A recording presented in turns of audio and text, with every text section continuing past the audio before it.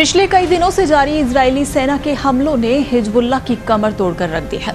मंगलवार को Israel air force ने लेबनान में उसके कई बड़े ठिकानों पर हमले किए, जिसमें मिसाइल और रॉकेट फोर्स के कमांडर इब्राहिम मोहम्मद कवीसी बेरूत में मारा गया। इसके साथ ही दाहा के अल रबीरी क्षेत्र में एक इमारत पूरी तरह से नेस्तनाबूद हो गई। यहाँ हिजबुल्लाह के 3 लड़ाकों सहित करीब 5 लोग मारे गए। IDF ने ऐलान किया है कि वो लेबनान में हवाई हमलों की एक नई लहर शुरू करने जा रहा है और यही वजह है कि लेबनान के लोगों को सुरक्षित जगहों पर जाने की चेतावनी दी गई है। मिसाइल और रॉकेट फोर्स के कमांडर इब्राहिम मोहम्मद कवीसी ने हिजबुल्लाह के भीतर कई यूनिट्स की कमान संभाली हुई थी। इसमें प्रोसिजन गाइडेड मिसाइल यूनिट भी शामिल थी। वो इजरायली नागरिकों की ओर मिसाइलों को लॉन्च करने के लिए जिम्मेदार था। हिजबुल्लाह के वरिष्ठ नेताओं के साथ उसके घनिष्ठ संबंध थे। वो इस संगठन के सेक्रेटरी नसरल्लाह के साथ काम कर चुका था और इस संगठन के प्रमुख रणनीतिकार के रूप में जाना जाता था। उसकी मौत को हिजबुल्लाह के लिए एक बड़ा झटका माना जा रहा है। IDF ने भी अपने ऑफिशियल एक्स अकाउंट पर उसकी मौत की पुष्टि कर दी है।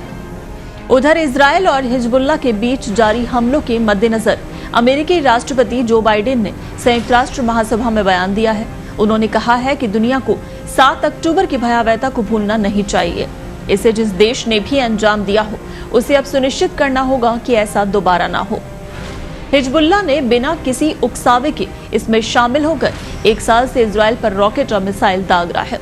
इजरायल लेबनान सीमा के दोनों तरफ बहुत से लोग विस्थापित हुए हैं और ये जंग किसी के हित में नहीं है। स्थिति और भी खराब हो गई है। कूटनीतिक समाधान ही एकमात्र विकल्प है। अमेरिकी राष्ट्रपति जो बाइडेन ने गाजा जंग के बारे में कहा कि हजारों हथियारबंद हमास आतंकवादियों ने इजरायल पर हमला किया।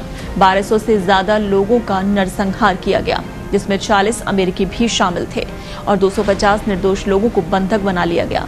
मैं उन बंधकों के परिवारों से मिला हूं जो कि नरक से गुजर रहे हैं। गाजा में निर्दोष नागरिक भी नरक से गुजर रहे हैं। मैंने कतर और मिस्र के साथ युद्ध विराम और बंधक समझौतों का प्रस्ताव रखा है। इसे संयुक्त राष्ट्र सुरक्षा परिषद ने समर्थन दिया है। अब समय आ गया है कि दोनों पक्ष शर्तों को अंतिम रूप दें। हमास के चंगुल से बंधकों को घर वापस लाएं। इधर इजरायल ने हिजबुल्लाह के खिलाफ इस ऑपरेशन को नॉर्दर्न एरोज नाम दिया है। इजरायल की इंटेलिजेंस ने हिजबुल्लाह के खिलाफ एक टॉप सीक्रेट प्लान बनाया था।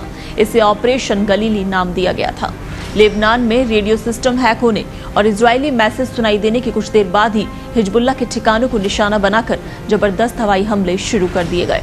इजरायल लेबनान पर 2000 से ज्यादा बम गिरा चुका है अभी तक। इसमें हिजबुल्लाह की मिसाइल यूनिट पर भी IDF ने हमला कर दिया। इससे पहले सोमवार को हुए हमले में करीब 585 लोगों की मौत हो गई, जबकि 1600 लोग घायल हुए हैं और अभी तक की जानकारी में करीब 1700 से ज्यादा लोग घायल हो चुके हैं।